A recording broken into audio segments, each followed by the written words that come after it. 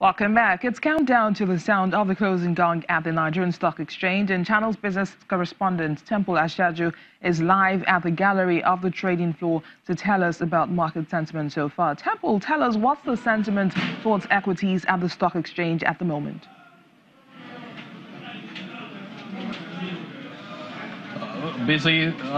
Right now things are looking downwards. The all-share index is trending downwards as well. You've got about 5% trades in terms of activity level now at the market. When it comes to the value of the transactions that have taken place so far, it's trending towards 50%. Earlier on, it was at 44%, as we have seen in the market. And what you have sectorally is that the consumer sector as well as the banking sector are the major sectors of the market that are really impacting on the index right now. You've seen investors selling off on names like Access Bank, Air Service, Eternal. In terms of the activity level, you have about 3.3% movement on the stocks of UBA, United Bank for Africa. And the reasons for this, as we already know, is simply because of what is happening in the polity. You've got this tension left, right, and center. It's just time, basically, for offshore investors to, take flight, as it were. It's what we're used to when it comes to election season in the country. If you take a look at the NSE 30, which comprises quite a number of stocks, major stocks that are biannually, arranged by the management of the Nigerian Stock Exchange. That a while ago was down by 10.22%, and that is really huge. The consumer goods sector earlier on was down by 12.41%. These are heavy sell-offs that we're seeing on companies listed and tradable on the Nigerian stock market here. Well, that's indeed a bloody Wednesday at the stock markets. But how are investors reacting to today's 90 billion naira FGN bond auction by the Debt Management Office? The reaction is really negative. Sentiment is really negative because we've heard of investors who are pricing higher.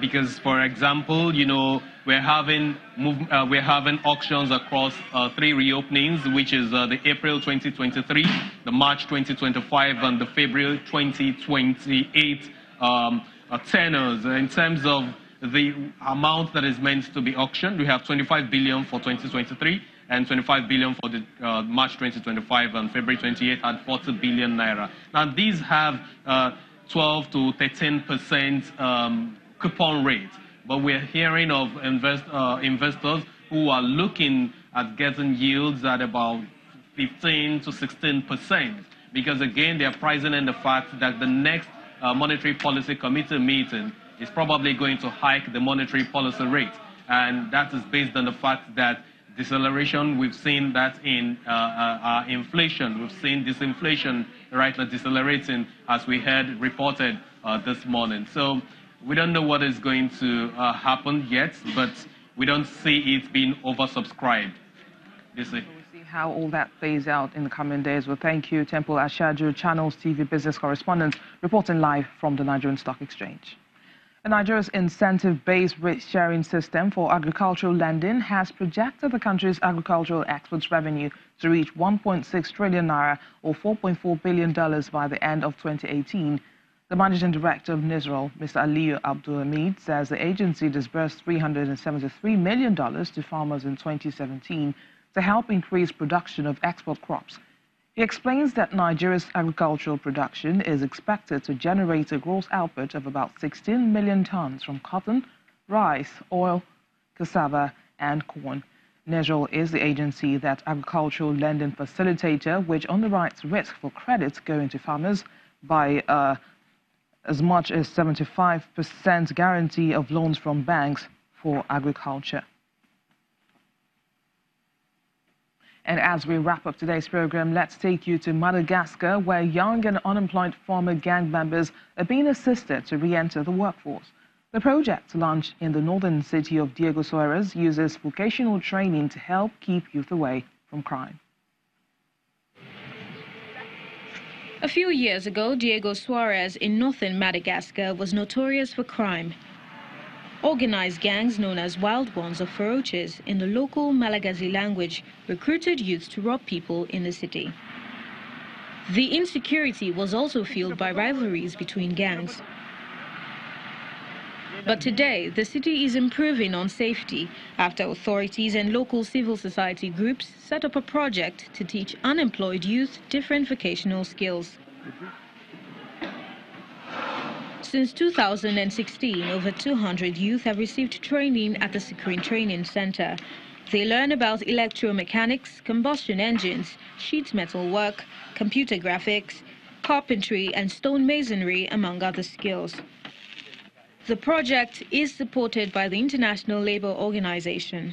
The International Labour Organization provided the funding needed for theoretical and practical training, and also funding for starter kits once the young people leave the center. My father used to build wooden boats, and I wanted to do the same as him. Local authorities say the problem in the scenic coastal city was made worse by idle youth who chew cat, a leafy plant consumed as a stimulant and is known to give the chewer a mild amphetamine-like high. Cat is addictive and considered an illegal drug in many Western countries. Police now patrol the streets of Diego Suarez, especially at night, to boost security and discourage crime. They also help raise awareness about the youth training program. We deploy patrols in various sectors. We do that every day to make the town safe. The training program has helped keep many youth out of prison and has given beneficiaries a better chance at finding jobs. And that's today's program. Thank you for watching. I am BC Adebayo.